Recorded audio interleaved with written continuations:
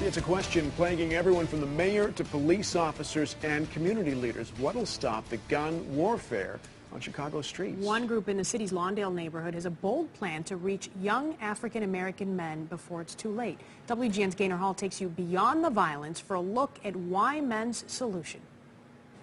Anyone can be great because anyone can serve. Jamison Parker and Xavier Ramey see those words every time they walk into Y Men's headquarters in North Lawndale. For Jamison, Y Men is the way out. Half my brothers, the older ones, they're all in jail right now. My father, he's actually a drug dealer, and I don't know where he at right now. For Xavier. And moving out of this neighborhood is one thing that I was very happy about. Y Men is the way back in. And bringing these two together is what the Young Men's Educational Network is all about. When I first moved here, I thought, what am I doing here? Because obviously I'm a white guy in a community that's 98% African American. Michael Trout started the group in 1996 with a dozen boys. Now it serves more than 200 every year. There's tutoring, mentoring, bike rides, even group trips across the country, around the world. But all of that, Mike says, is not enough to reach an entire generation of young black men in peril in a community lacking resources and opportunity. The resources are not more money. The resources are the brilliance, the energy, the excitement, the charisma of people that have grown up in this neighborhood. They've been equipped with new tools, new educational tools, new spiritual tools, new social tools, coming back to say, I'm going to dig again in the garden. I'm going to plant another tree here.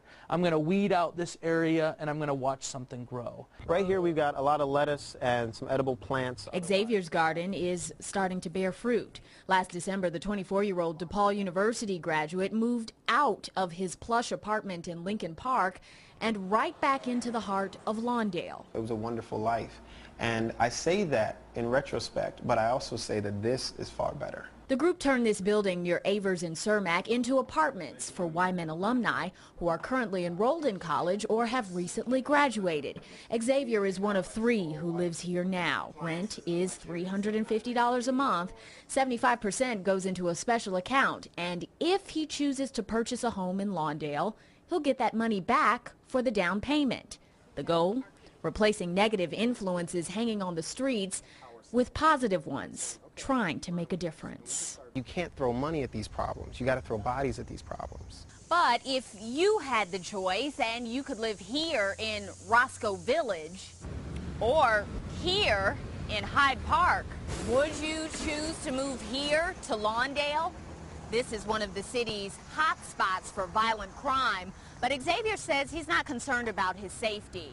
And Y Men is trying to convince others just like him that if they want a better neighborhood here, they have the opportunity to build one.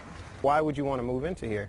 Because you couldn't have the same thing anywhere else. For most of the kids who come through Y Men's program, violence is the norm. I lost 3 friends this year, and my brother was shot. 16-year-old Jamison says he probably would have ended up in jail, just like his brothers. But interacting with educated men in his own community showed him a better option. I want to basically be something. I want to go to college, graduate. I'm thinking about, after college, going into the Air Force. And maybe after he does all of that, he'll come back to Lawndale too. That's the point. I know it's going to work. It's not going to happen in my lifetime, but if I can devote my life to seeing 15, 20, 25, 30 of these exceptional leaders come back to the neighborhood, it will happen in the next generation. Gaynor Hall, WGN News. Okay, so Y Men is working on several projects to spur development in the Lawndale neighborhood. Yeah, the group has also raised money to help college students involved in the program to pay off their student loans. And in case you were wondering, and you may have been, what about the girls? Well, Y Men has a sister organization called the Eve Project.